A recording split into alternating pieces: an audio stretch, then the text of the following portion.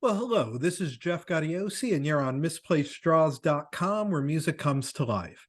And my guest today is really one of the most unsung and underrated bass players, not just in the prog world, but in music in general. You probably know him best from his decades of work with the mighty Spock's Beard, but he's about to release his fourth record with his band Pattern Seeking Animals. The record is called Spooky Action at a Distance. It's out everywhere October 27th. And if you're a fan of this band like I am, you're going to love this record because it's just another slice of unique, fun prog rock. Please welcome Dave Meros. Welcome, Dave. Thanks for having me on. It's a pleasure. And, I use the word fun, and that's not usually a word that describes prog rock. But this record, I think it has a vibrance to it. I mean, musically, it really draws you in, particularly your intro on What Awaits Me. What would you say sets Pattern Seeking Animals apart from other bands in this genre?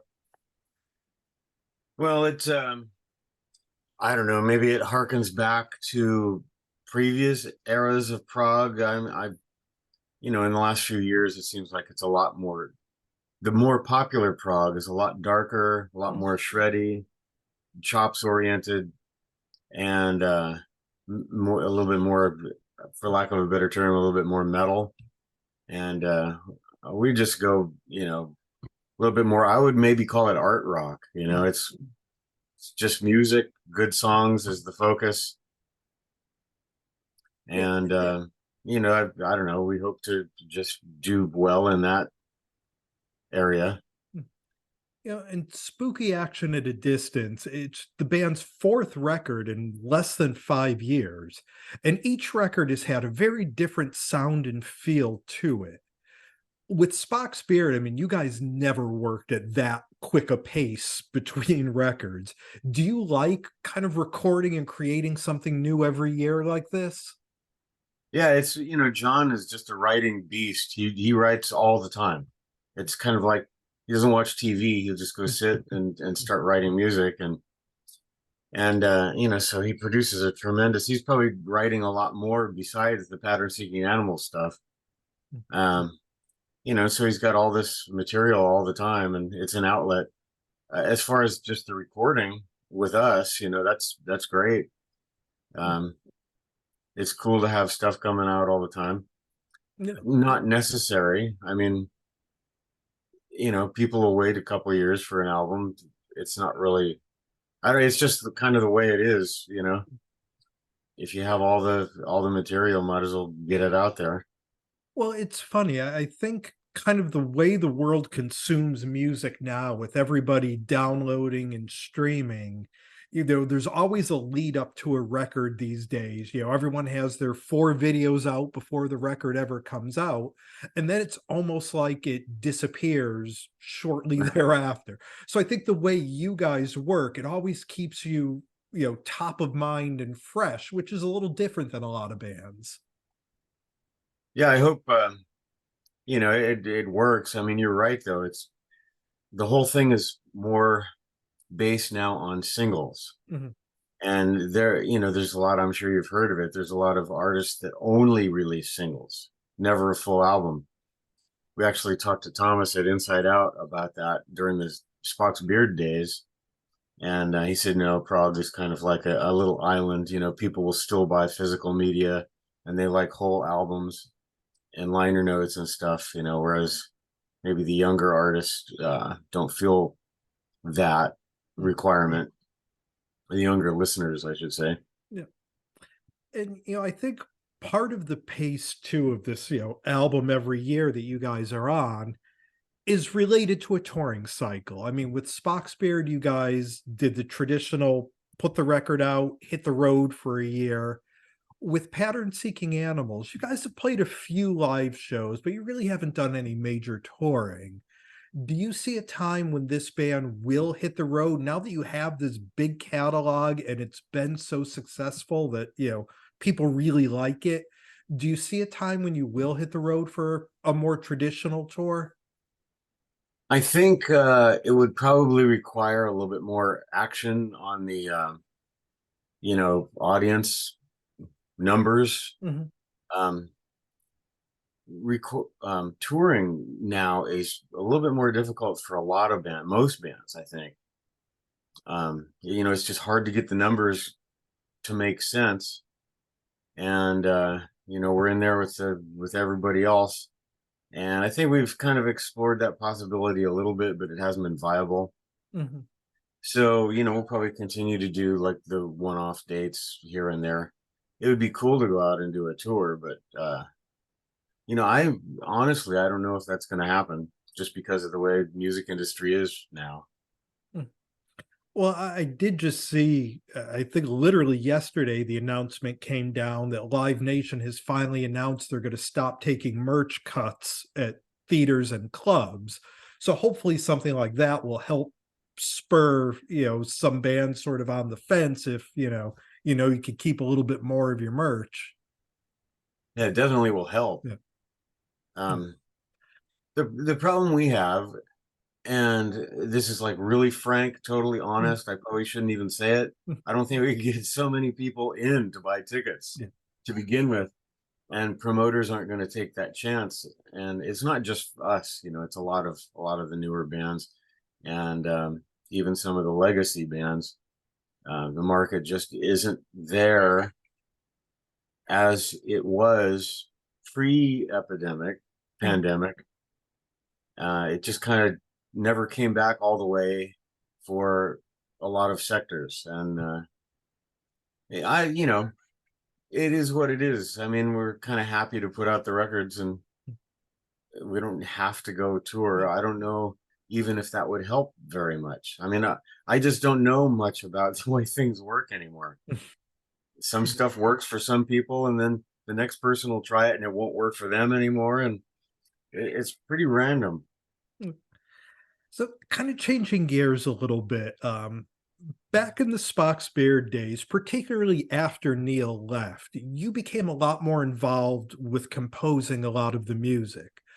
With Pattern Seeking Animals, particularly on this record, you haven't written quite as much.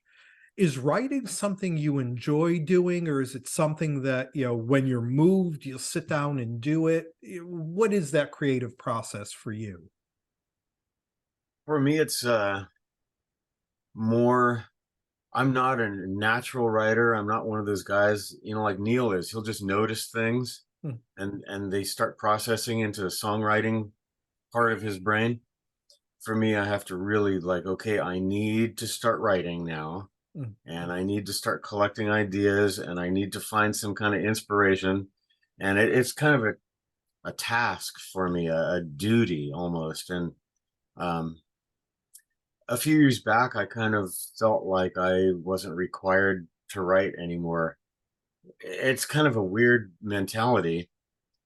I don't get into it because I have to. I get into it because I think it's a job that I should be doing, and I don't feel like I should be doing that job now. And it's kind of different. And I never really thought my stuff was that engaging mm, in a way, for like a wider audience. mm, mm. Even some of the stuff that when I was writing it, I was going, "This is just so clever. I'm such a genius," and then it came out on the record, and there's virtually no mention by anyone of the genius parts, and so they didn't really work live. Mhm, Um, but yeah, I just kind of felt like there were much better writers mm, involved than me, and mm. this is kind of like John's project anyway. Should be mostly or all from him. He really encourages us to contribute, but I don't know. I just haven't been. I lost the mojo. Mhm. Well, and looking back at your history a bit, you've been involved in all sides of this business. You had a pretty unique career way before Spock's. You played with people like Bobby Kimball from Toto, Mark Lindsay from Paul Revere and the Raiders. You spent a really long time with Eric Burden and the Animals as both tour manager and bass player. I mean, did all of those experiences and kind of a formal music education before that sort of prepare you for kind of the eclectic nature that is prog rock in your career since? Yeah, absolutely. That, and I mean, I would add in even playing in cover bands, because I've Mhm. done a lot. I'd still do it. I did a gig last night. It was really far away and it was a lot of gear, and I'm kind of fried right now, kind of a little crispy around the edges, but all of that stuff adds to, because that's what prog rock is. It draws from a little bit here and there and puts it all together, and then you're kind of required to try to pack as much of it in your brain as you can, and then go out and try to play it without train wrecking. And so, yeah, it all added to it. I mean, it's all part of being a musician, and being willing to uh, dive into different genres and playing styles and stuff. Do you like that kind of behind the scenes work of tour managing and kind of the backstage stuff? Is that something you get into?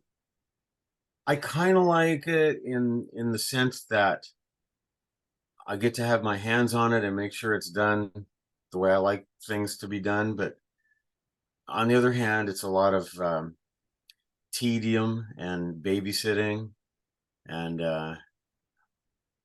so I mean, there's pluses and minuses to it. Mm. Again, it's one of those things that I got into the tour managing thing just because we needed one. There was the guy that was doing it got canned, and Eric didn't want to really just hire a guy that just did tour managing. I mean, at the time, the budget wasn't there for somebody like that, and I just said, well, I've watched it happen for a long time. Let me give it a shot. So I just kind of started doing it.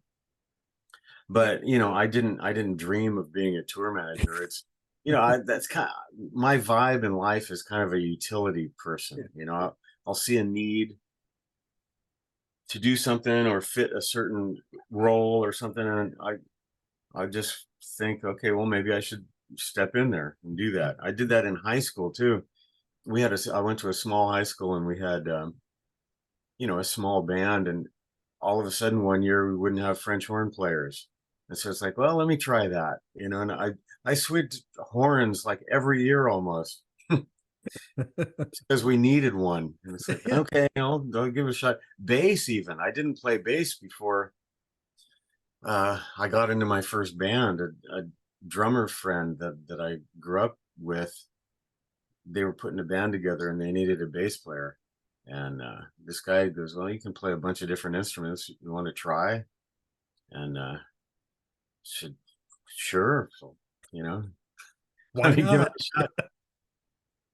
It's one of those moments, though, that when I played, I'd taken a couple guitar lessons earlier in life, and I didn't like guitar. I still can't really. It's weird to me. It's too small, and my brain. As soon as I picked up a bass, it was like, well, I already know all these bass parts, because I realized that my brain had been a bass player the whole time, and I collect bass parts in my head, and that's what I listen to mostly in music. I mean, it's kind of a Neanderthal kind of approach to listening to music, but I just love bass. And when I finally picked it up, it was like, finally, why didn't I start this when I was younger? I could have gone through that whole sight reading and jazz learning and all that process.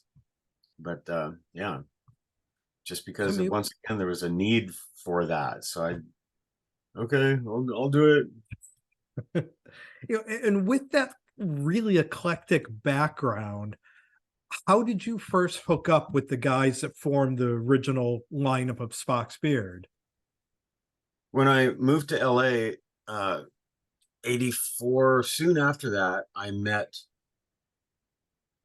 this drummer that we wound up playing so much together, all these different projects and stuff. And he was roommates with John Baghold, Hmm. and John and Steve both knew the Morse brothers and had worked with them a little bit. And so it started back in like maybe 85, 86 or something. I met Alan and Neil and John, and things just kind of, and then they met the other guys in Spock's Beard. And so it just kind of went way back, we need somebody in the band, and they had another guy for a while and he didn't work out. I don't even know why, but they didn't think I would do it because I was into different styles of music then, a lot of funky stuff and R&B, and they thought that I was like kind of this mercenary guy that wouldn't just do band projects, and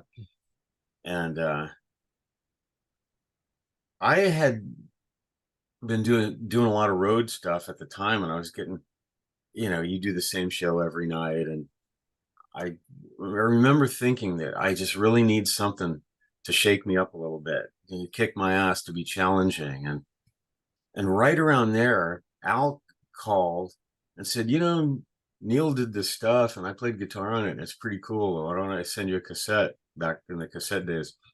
And I go, sure. And I listened to it and it was like, this is really different, but it's kind of cool.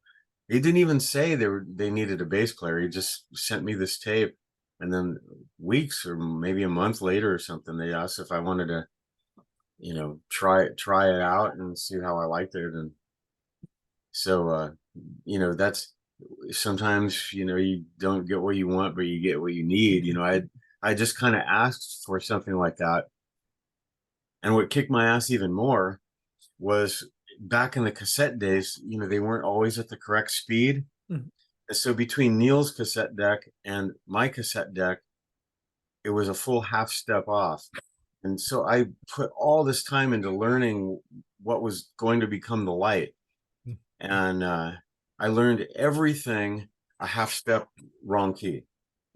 I show up at the rehearsal. It's like, I'm ready to go. Come on, we start playing. It's like, whoops, wait a minute. And you prog rock, maybe some people can, but I can't just transpose 20-minute piece of music in my head instantly. What I should have done is just detune Yeah. and then go home and learn it all in a different key later. But I was freaked out by the whole thing. It was like, I tried to like transpose as I went, completely sucked the whole rehearsal. And talking about getting my ass handed to me, I said, well, you wanted this, dude. You wanted it. Yeah, your ass kicked. Here you go. I just felt like such an idiot. And I relearned everything in the right key and went back the next time. And it was weird. I talked to the guys about it later, and they said, no, we didn't really notice it was that bad. There were a few things, but to me, it was Right. completely a nightmare. That's funny. I wanted to be good. I wanted to be perfect, and I just didn't do it right. So, but anyway, Yeah. that was a little sidetrack from your question. No, that's perfect. That was a great story. Yeah, I mean, now and naturally, the four of you guys in Pattern Seeking Animals all have a history with Spock's Beard. Do you ever see any lineup of that band getting back together again, or is it these offshoots now that will carry the legacy?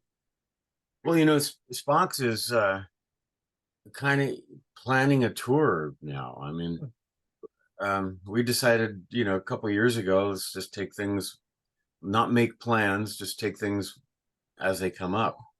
So, it's like a kind of a never say never thing. There are no plans, but I mean, actually do have a plan for maybe early next year, doing some kind of a UK, maybe Europe thing. And Rio's kind of taken that under his wing, and he's been working really hard on that. So, you know, there may be something there may probably will be that, and maybe other stuff, and like who knows, I'm not going to say no.